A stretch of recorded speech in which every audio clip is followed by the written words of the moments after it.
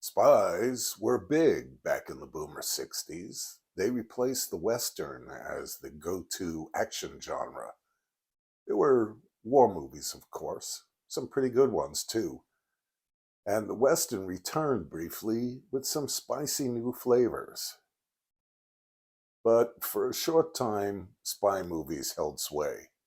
James Bond led the pack, of course, followed by all the imitators, clones, knockoffs, and wannabes.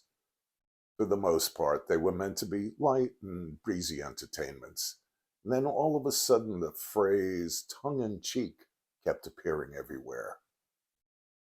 I was 12 years old and trying to figure out what that meant.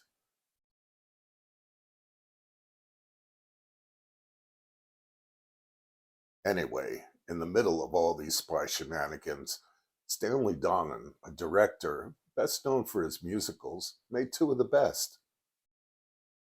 Charade was the first and the better of the two.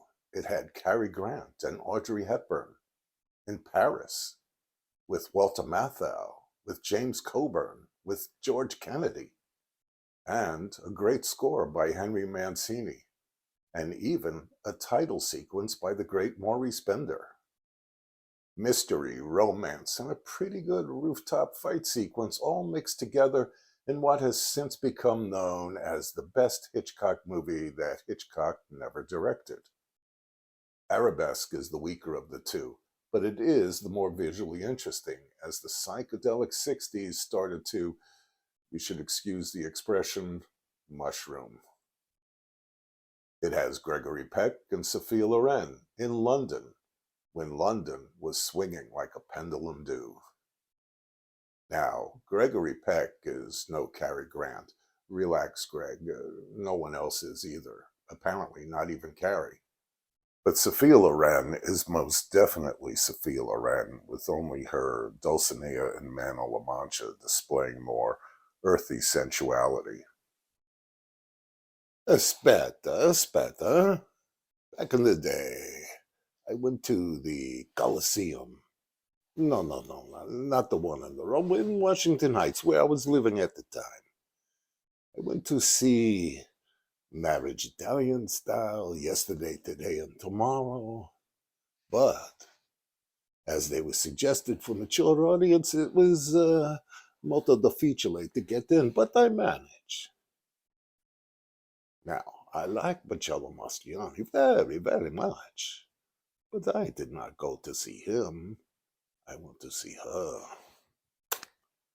Madonna, Bellissimo, Sophia. Yes, that is why I went. The bad guys in Arabesque are played by Alan Badel and Kieran Moore. Fine actors, but they're not a patch on the bad guys in Charade. Still, it's got another great score by Henry Mancini, and yet again, another great title sequence by the great Maurice Binder.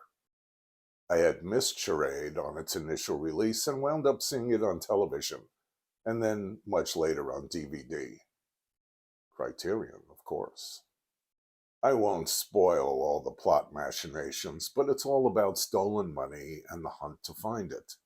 Audrey Hepburn is the widow who discovers that her recently deceased husband was one of the crooks who stole the money.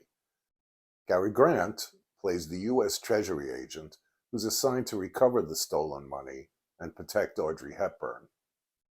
Or is he? Like Charlie Chaplin, Cary Grant came from dire circumstances and, like Chaplin, found refuge in theater. There, he fell in love with the backstage world, and like Charlie Chaplin, became one of the most revered figures of the 20th century. Not bad for a pair of slum kids.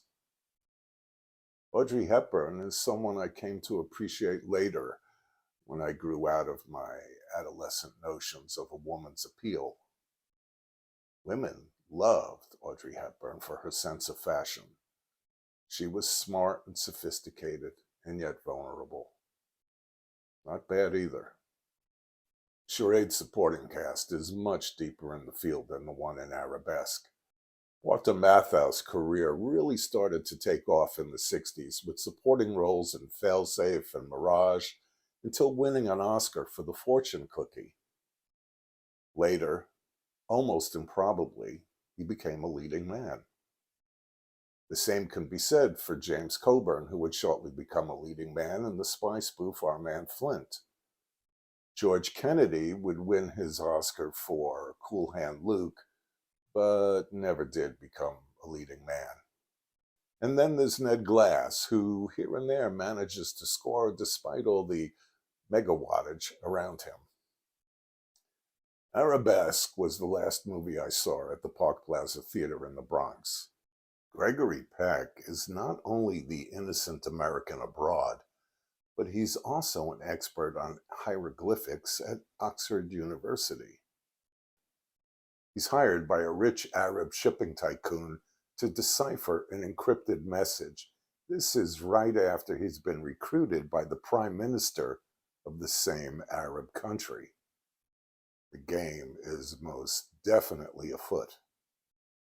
So right away, we know it'll feature Arabs and oil and breaking whatever code the bad guys have gotten their hands on. There are revolutionaries and counter-revolutionaries and spies and counter-spies, and Gregory Peck as the innocent American abroad caught up in the middle of all of it. The action sequences in Arabesque are kind of tame, but the star power is on full display. I just want to sit back and enjoy their company.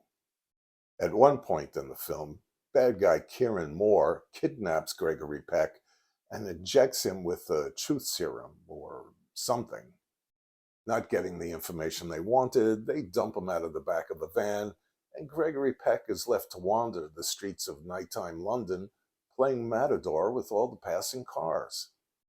Now, baby boomers my age might remember when the Academy Awards would run this clip as a good-natured joke on Gregory Peck and movie madness in general.